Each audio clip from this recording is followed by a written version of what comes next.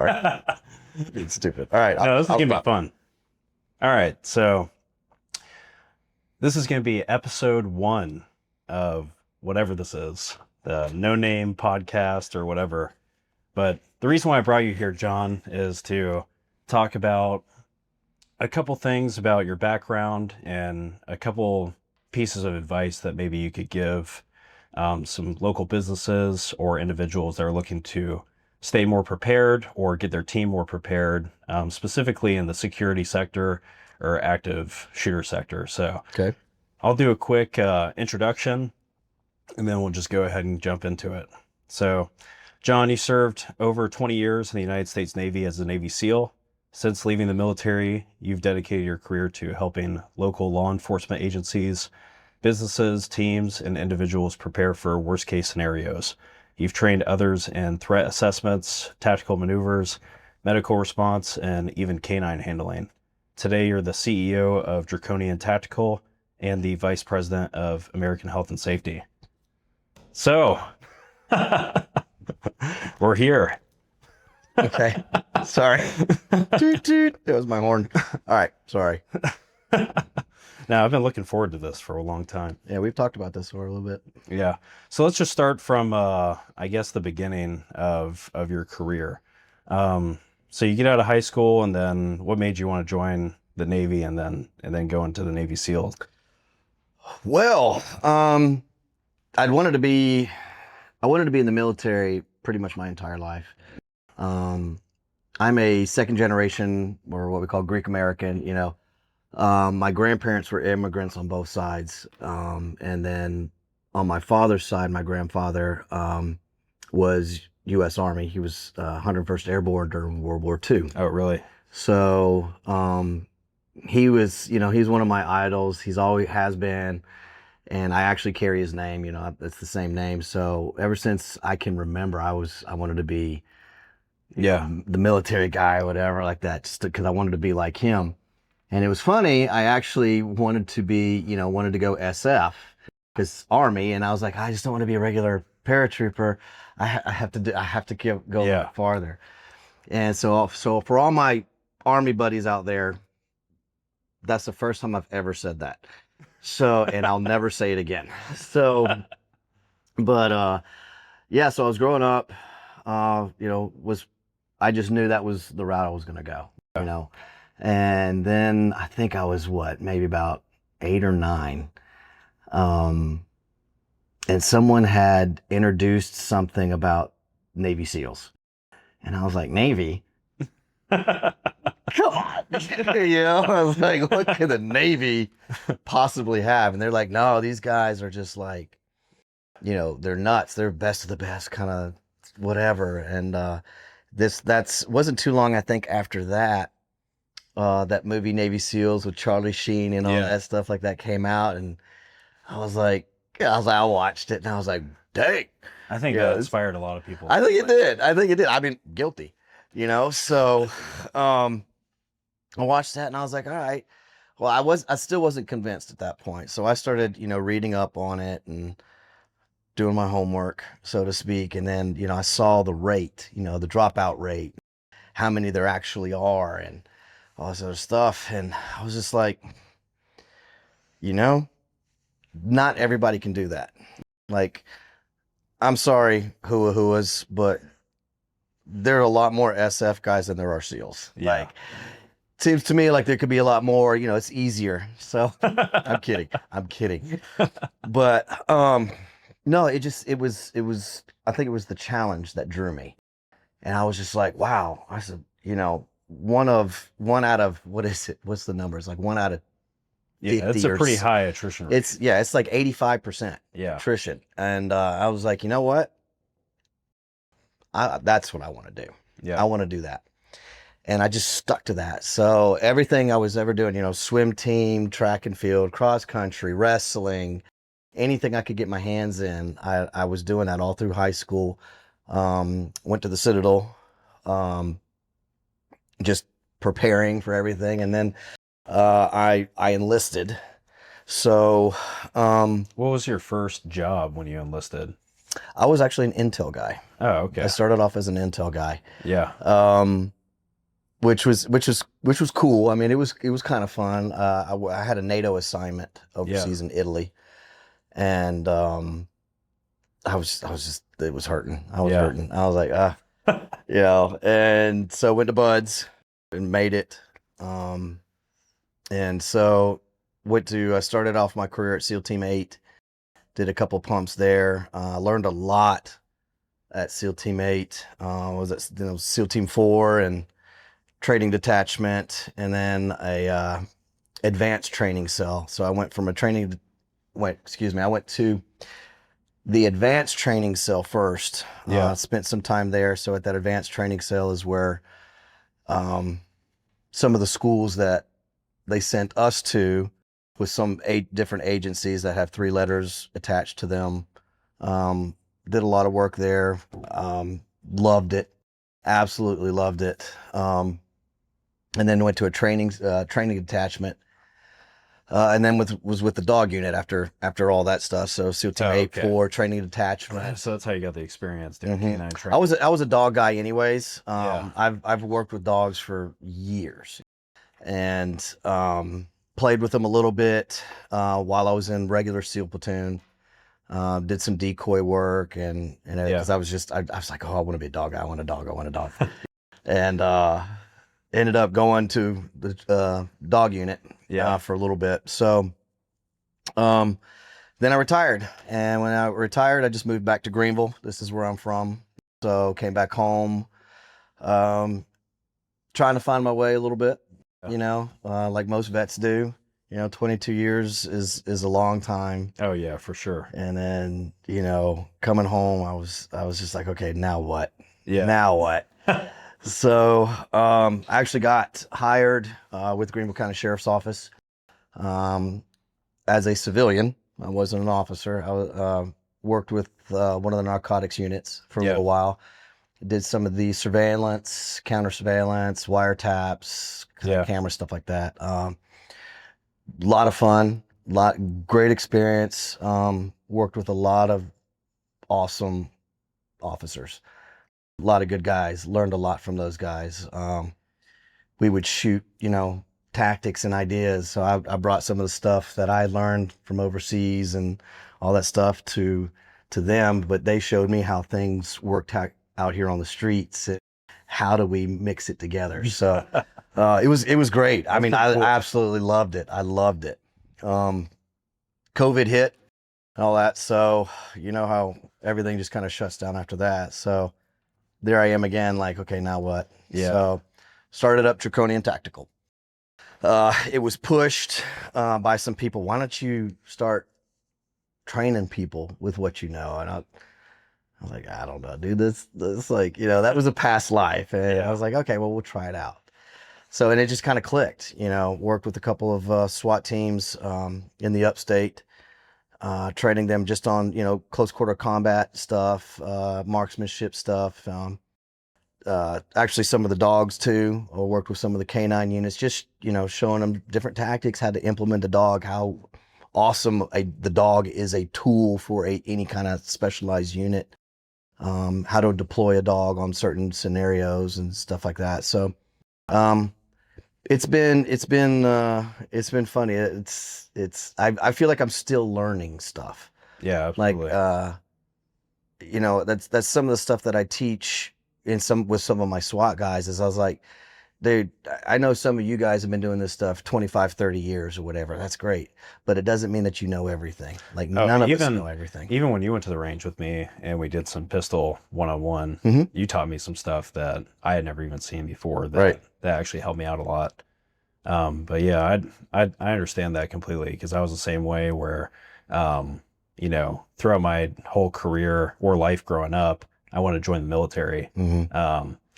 Fortunately, my father got me into safety as my first career at a Michelin site.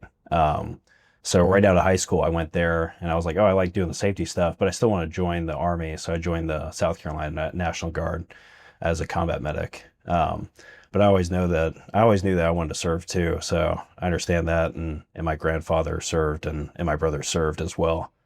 So yeah, 100% get that. And then it was funny that you brought up COVID because I was like, I was overseas when COVID happened, Right. and so we were only supposed to be overseas for like 7 months or whatever. And our deployment ended or was supposed to end in April of 2020, and then COVID happened, and they were like, "Yeah, y'all are staying for an extended period of time." Right. Right. Ugh. So No, thank you. yeah, exactly. Oh God. I feel for you on that one, bro. I feel for you on that one. That's gotta suck. Damn. But that's pretty cool that you transitioned out of the military and then got into the police force and then now you're doing some training with them and hmm stuff like that. hmm Yeah, that's pretty interesting. Yeah, it's fun. It's just I like it because it's constantly learning something. Yeah. But like we were talking about earlier, we're kind of I'm the kind of guy that doesn't like to just stay stagnant. No, I You don't know, either. yeah, I mean I'm, that's where you and I are a lot alike. I think we've talked about this a couple of times before too. It's always like I'm always looking, okay, what's next? yeah. That's the What's same. next? Okay, we're doing this. This is good time, but Yeah, we're doing this number. Okay, I want to do something else. yeah, So that's where I ended up going in and getting my sled license to. yeah. I do executive protection. So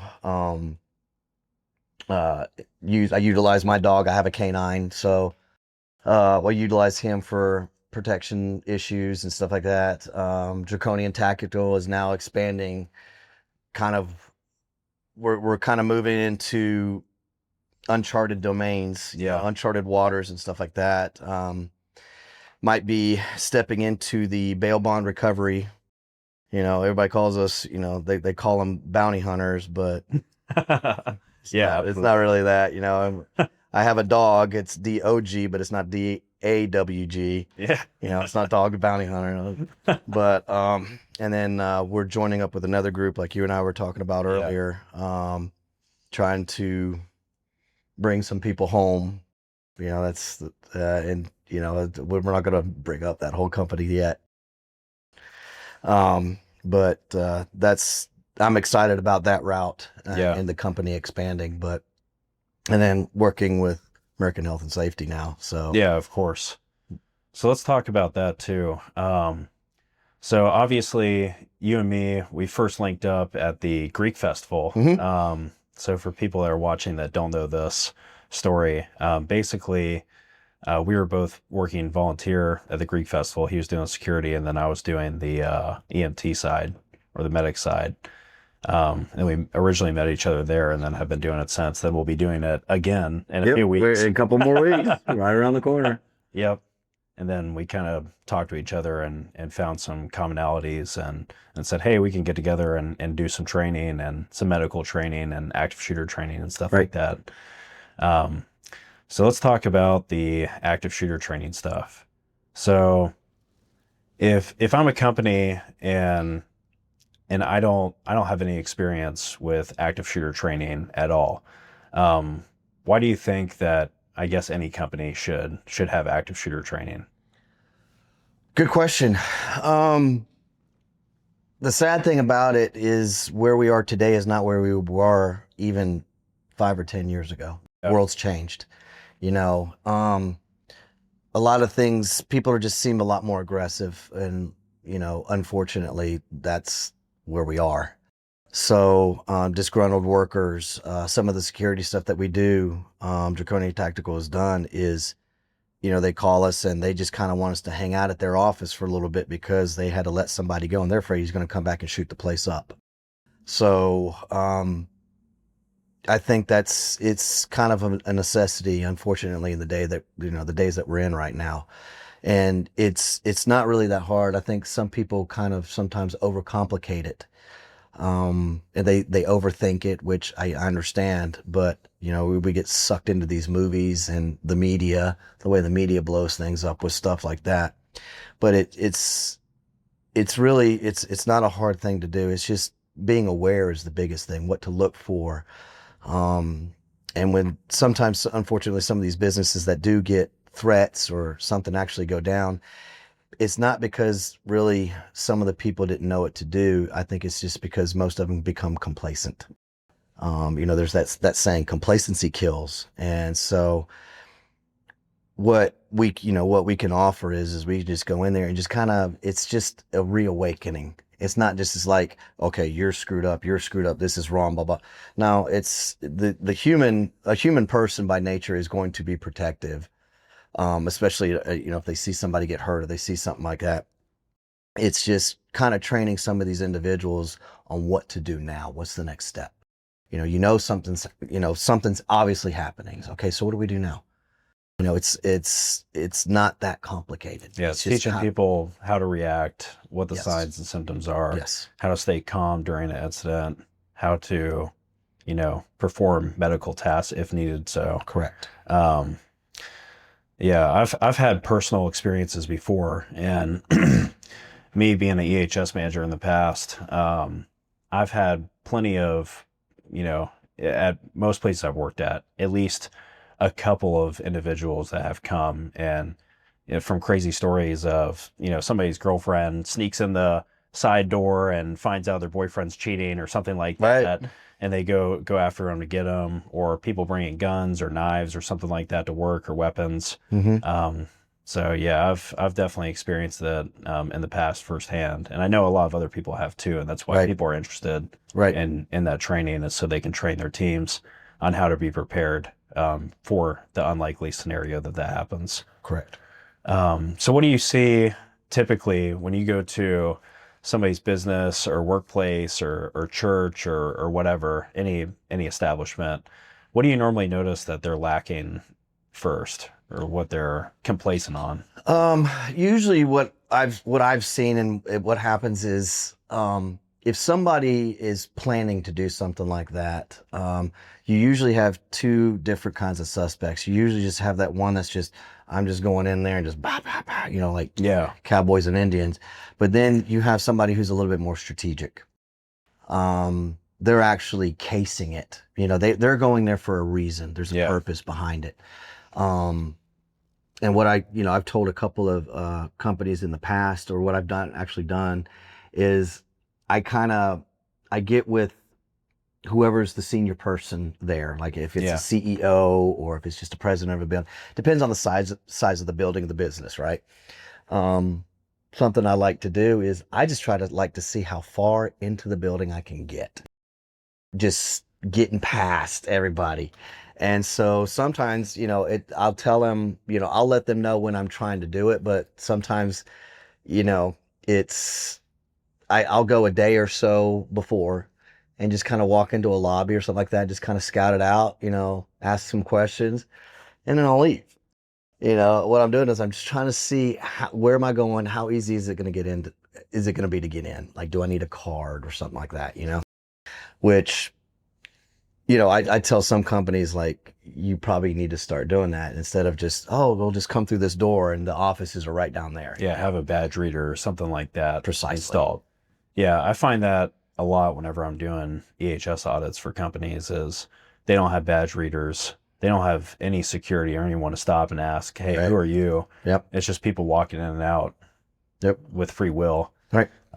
Or another one that I always see is no cameras. There's no security system or anything like that. Mm-hmm. So it's one of my favorite ones to do, and I'll go ahead and say this one because I can always change my costume.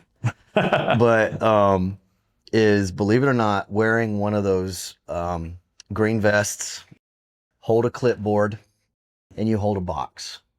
You'd be surprised how far into a business anybody can get if they're just, hey, I'm looking for, well, I've already taken the name of somebody on the 4th or 5th floor in office, 419, Joe Schmo, office 419. Yeah, I have a package here for Joe Schmo 419. Can I go drop it off? Sure, go ahead, honey. That's how most companies go right ahead, and I'm in. So I just, it's been a couple of times I just walked into the CEO's office and I was like, hey, sir. Yep. Sit down. And he was like, how'd you get in? Dude, I just got here 3 minutes ago. Yep. And here I am, So he's like, wow. Yeah. So yeah, we got some work to do. Well, that's how a lot of places are. They don't even think or have that mindset, because they don't think that that's even a potential or reality. the complacency. They just Yeah. get complacent. They don't expect it. So it's not like, it's not like we're saying that they need to be on guard 24/7. No, no, no. It's just, it's just getting into the mindset and Yeah. just thinking, hey, okay, well, what's our standard procedure for this? Okay, any kind of delivery, maybe we need to start verifying it. You need to call. Or, you leave your know. package, Mhm. hey, in a designated area, we're only going to leave packages in this Correct. designated area. We're not going to let them free roam throughout our facility and Precisely. find whoever they're looking for. Yeah. Yeah, I think that a lot of facilities, any workplace or business or Mhm. any establishment is guilty Right. of that to some extent. And it just takes small little changes. Everybody's going to Yeah. be different. Not all businesses are going to be the same. But that's where we can offer them different ideas. Like, okay, Yeah. hey, look, well, you guys do it like this. Well, what if we tried it doing it like this? It was something interesting that I saw at the BMW facility up the road. Mhm. They have those Boston Dynamics robots, the dogs walking around pulling security around the facility, which I Mhm. thought was interesting. And I know that a lot of other people are starting to use drones as well. I know it's not as common yet, but I've started to see companies that have drones that go up and fly around and Right. then they drop down. And then also a lot of cameras that are incorporating AI into them, so they can track if this is a new person. They have a database that stores up everyone's face, and they know. Have you seen that before? I've heard of it. I haven't seen it, but I've heard of it. Yeah, I got a quote for a camera at one of the last businesses that I worked at, and we had this camera company come in. They did this demo where they're like, "Hey, you can put these camera systems in, and they can do things as advanced as seeing if people are wearing their safety glasses or hard hat or whatever, and then it knows who the person is through AI.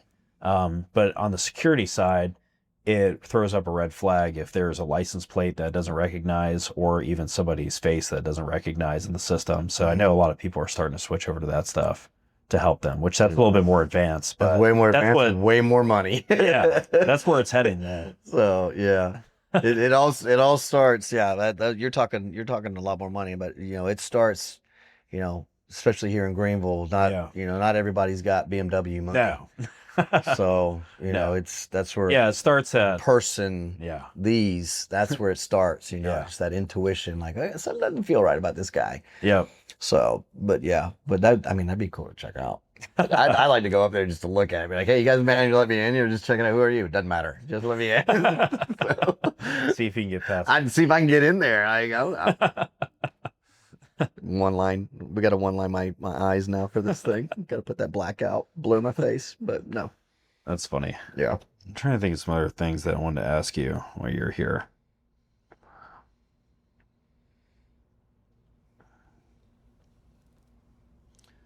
Aha. So, what's some advice you can give somebody to immediately make their facility safer? I'm a big, I like cameras. I think cameras, they're not that expensive. Yeah.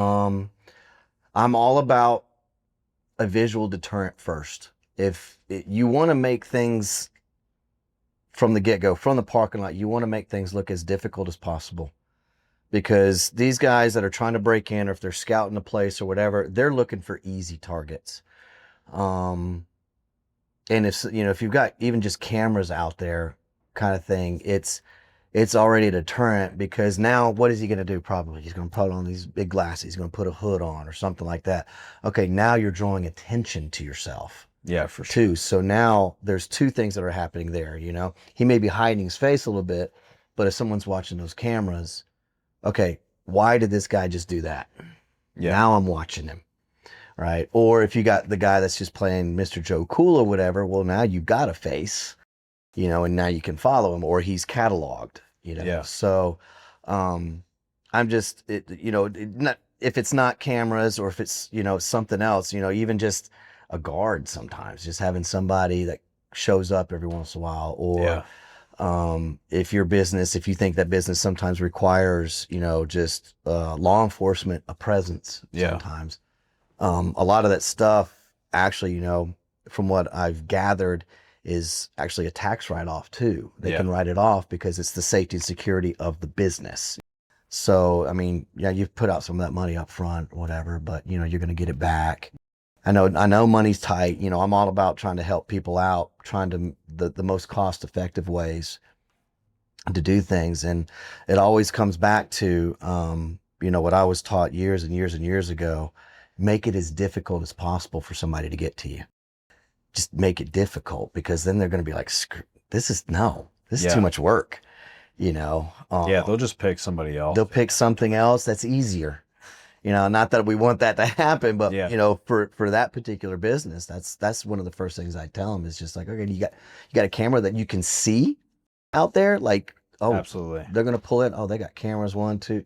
Okay, they're watching me now. They got my license plate. You know, well, I'm not coming back. You know, Yeah, so because if they go there and they see cameras, then if they have a brain, then they would take their license plate off or hide their face or something like that, which is going to make it's going to draw attention to them. Yep. Which is what we want, because then Yes. we can identify. Precisely. Yeah. And it's just small. It's just small little things like that. Yeah. Just make things different. I mean, even kind of like here, just that front door. You even just even just, you know, if you want to do a badge system, maybe you don't have one all throughout the building, but even just that front door, that it's cataloging who's there, Yeah. when they come in, because if they're coming and knocking on the door, they Yeah. obviously don't belong there. So, you know, just, I mean, subtle little things like that. Those little, just a key swipe, one badge swipe on one door is not that expensive. No. It's not expensive at all. But it would probably deter a lot of people from. It's entering harder to the get facility. in. Now you got a door that doesn't just open, you Yeah. know, they got to either badge in or someone's got to come let them in, Yeah. you know? So now you're just flat up in your face. Like, Yeah. okay, I see you now, pal. So it's just little subtle things like that. You know, Yeah. I think some people try to overcomplicate it. It's not really that hard. Yeah. It's really not that hard. Yeah, for sure. What other training did you have throughout your military career or police career that, you know, helped you in your civilian life, at least with the security side, either on the medical or security side? Yeah, I've got a little bit of a medical training, a little bit of a medical background. I'm actually in process right now of doing the EMT Alpha. So I'm just gonna go ahead and do it. Yeah. It's just easier. You and I talked about Yeah. this. I know you were just like, don't do that. And I'm like, no, I'm doing it. Screw you, Kyle. But so I mean, there's that aspect on the security side, just for the protection stuff, because Yeah. you know, it's better to be able to do everything at one time.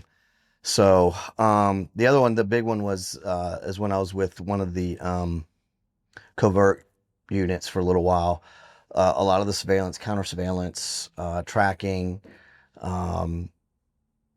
tracking individuals, you know, learning how to read body language, patterns of life and stuff like that. So bringing that into the security sector. And then when I went and worked narcotics, it kind of helped out a lot. So, and it was a lot of fun too, because, you know, we still got to play dress up sometimes. You know, I can really look like a homeless guy, believe it or not, with this hair and this beard, a little bit of dirt, bro. It looks like I've been sleeping, you know, downtown on Main Street for like the past 2 weeks. Yeah. And so there's, you know, I was able to do that like once or Yeah. twice. And so it was fun for me.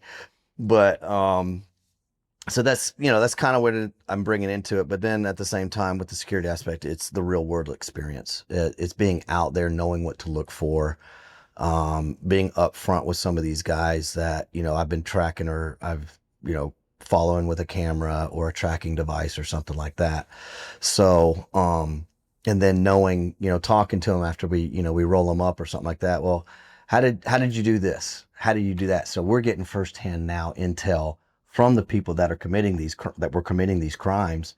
How did you know that he was a cop or something like that? And some of them will tell you, you know, they're just, Yeah. but they'll tell you anyways. And so that I'm sitting there like, really? Okay. So I know not to do that now, you know? So, with that kind of aspect, bringing that to the table, just the real world experience, being out there, whether it's overseas in combat or right here in Greenville, you know, just having the knowledge of what to do, what not to do, when to do something, and when not to do something. Yeah. So I think that's the fun aspect of it. I think, yeah, 100%. The experience is it shows whenever you're teaching a class. Whenever somebody's teaching a class on any subject, Hmm. you can tell if they're experienced or not, or if they understand the subject matter or not. Right. And that's especially evident when you see active shooter classes, or if you even see other people or other companies doing it. You can tell who's experienced and who's not. Right. But yeah, 100% the experience is there. That's what's helped me a lot on the medical classes a lot Hmm. too. Just having Hmm. that real world experience, doing it in person, treating patients, treating casualties. You can't. I mean, you could do training to extent, but on the civilian side, they don't get the same training that the military gets. No, Not even close. not even close. I mean, I can talk about just the I can't even imagine for you, but just the experiences that I've had in the military with training have been light years ahead of anything that I've even done on the civilian side. Just, I mean, obviously they have a huge budget and there's a reason behind that. But some of the training that I've been through is just like, the top tier Oh training that yeah. you could ever get. Oh yeah. Um, some of the most like realistic stuff. I mean, some of the mannequins, even like when I was going through medic training, the mannequins are so real because they talk to you, they bleed, they Yep. breathe. Yep. Somebody sitting behind the scenes with an iPad telling the mannequin to say or do other things, and they could code on you or bleed out or whatever. And then obviously you do a lot other real world training that. Yep. Yeah, some of those mannequins were freaky, dude. Yeah. I remember like messing with those things. Like, is this like are y'all pranking me right now? It's like, is this what's going on here? Or even like I remember going through AIT, and I know that Hmm. I saw the video of you this weekend doing the rollover training. We had rollover training in the military that was pretty good. But even when I was in AIT, I remember we would go up to like a Humvee, and they had like a room, and it was kind of like a video game Hmm. where you go in there Yep. and you would get up in the Humvee and you get on the 50 cal and you would actually practice, shooting and stuff like that on a convoy. You get hit, take casualties, all that stuff. They'd make Right. it super realistic. Right. Or even before I deployed, we did like this IED course that was very, very realistic. It was like the whole course was set up with explosives that you just walked over a mound and it triggered, like there'd be like an alarm that goes off telling you that you stepped on IED or something like that, and it really made you think. And I think that's like personally what helps both of us is on the training aspect is seeing that high level of training. I don't think many Yeah. people on the civilian side have been exposed to that high level of training. That's where I want to get to, Right. is to do like really, really realistic training, Absolutely. because Yep. that's what people learn from. Yes. Yeah. And it's and it's a good aspect, especially with like some of those mannequins, like you were talking about the Yeah. mannequins. I remember those things too, dude. Oh God, they were weird. But some of those, I mean, there's mannequins, there's that guy that's sitting there controlling it, Yeah. telling it what to do. So I mean, if he wants it to die, it's going to, no matter what you do. So, knowing me, like when I was doing it, it was like, I'm going all the way to CPR and all this other stuff. Just, oh God, they're crashing. I'm going, I'm going after it. But, it's the inevitable. You're going to fail, Yeah. So, that's one of the aspects I like about, some of the advanced training and stuff like that. Bringing that to the Yeah. table is, actually setting some scenarios up to where, bro, real Yeah. world, you're not going to save them all. No. You're just not. So, having to just go through all your steps again, Yeah. how to go back to like we were talking about before, those mental checklists and stuff Yeah. like that, in those medical scenarios, setting them up that Yeah. way. Like, okay, well, you got a slashed artery. This guy's bleeding out. You better hurry and get on that. 'Cause Yeah. he's not going to last another 20 or 30 seconds. Yeah. He's going. And so just kind of letting people know, well, this is a possibility of what you're going to see, in a mass shooting. Unfortunately, somebody's going to get hit, going to take a shot there, going to take a shot to the inner thigh. What's going to Yeah. happen there? We What got are you gonna arteries do? right there, right? So it's like you're going to bleed out pretty quick, and this is what we need to do. So you Yeah. need to woosah, come back, bring it back calm yourself Yeah. down, you know. Yeah, that's why I like the courses that we teach, is because I like doing the realistic stuff. Even when we were doing the last training that we did Right. with the stop the bleed training, and we were using real combat gauze and stuff like that, because Hmm. that's what you're going to actually use, is real compressed gauze or real Yep. combat gauze, whatever you have in your kit. So I like training with what we actually are going What you're to use actually in going to real use. life, Right.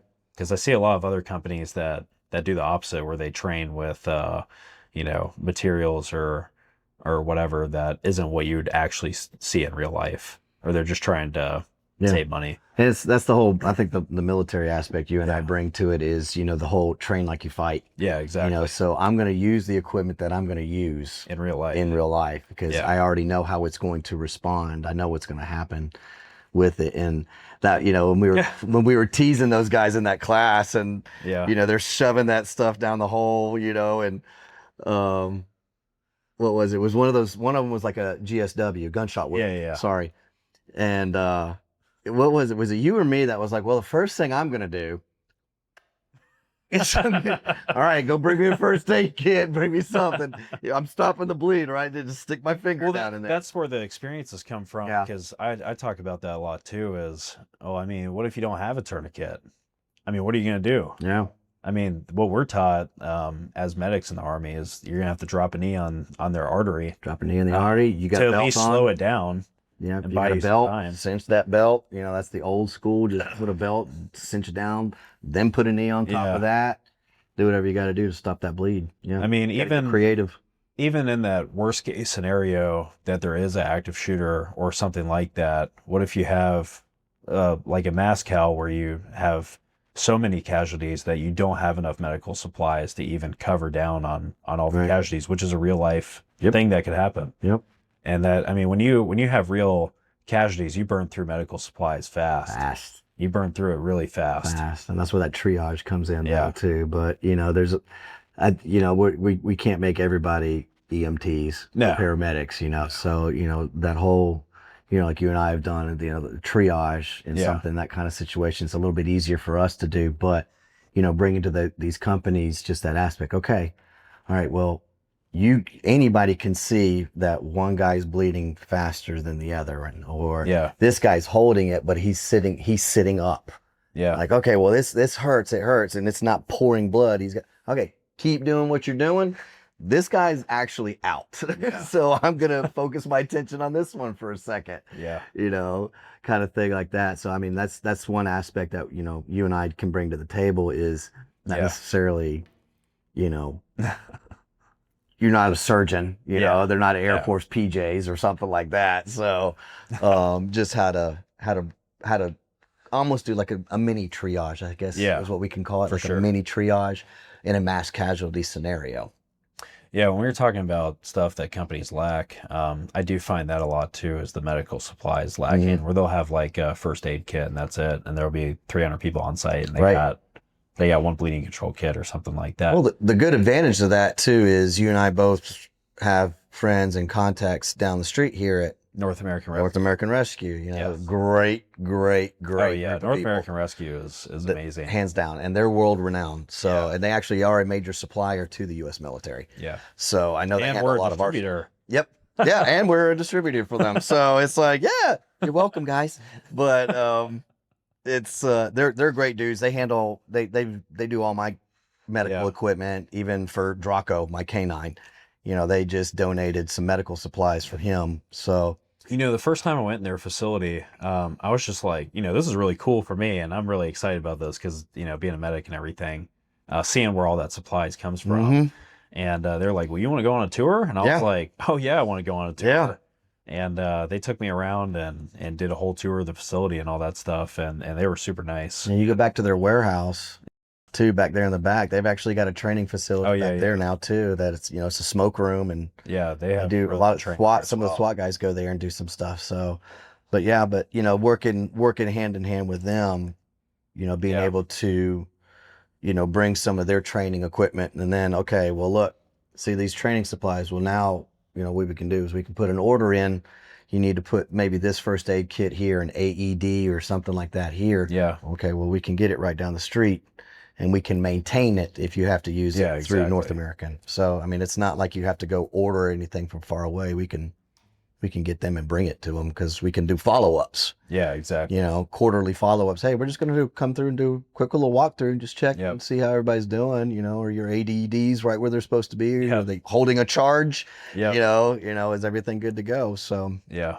I know that's something we can bring to the table for these guys. Yeah, for sure. Let me see. Make sure we covered everything. I think we almost got everything just naturally that we wanted to talk about.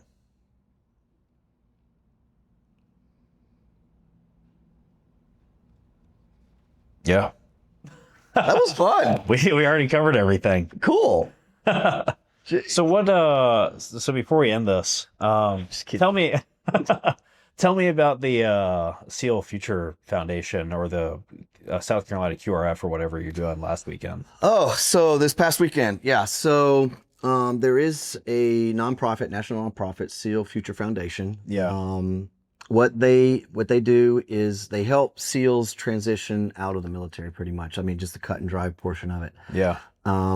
Not many people realize how difficult it is for most SEALs to actually transition from that kind of life into the civilian world. Yeah. Some guys do okay with it, some guys don't.